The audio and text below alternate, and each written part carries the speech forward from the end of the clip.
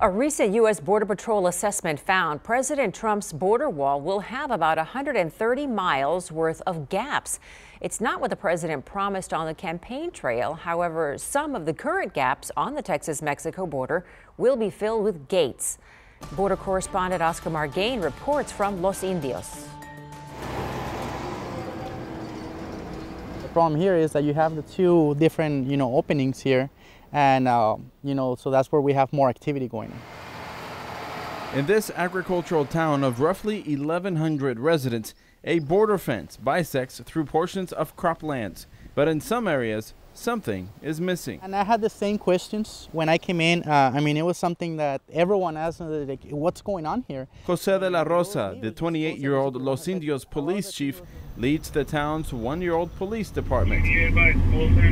He says they've been busy from day one trying to contain the flow of illegal smuggling through these border fence gaps. It's hard because, again, you have the two openings here.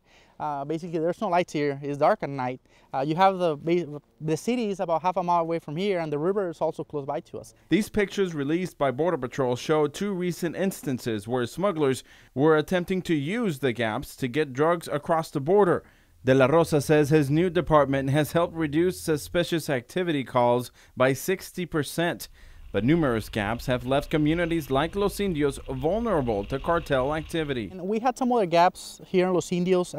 Customs and Border Protection came in and they put out some gates, and it has worked. These vehicle barriers are just some examples of temporary solutions Border Patrol has resorted to while Congress decides on funding.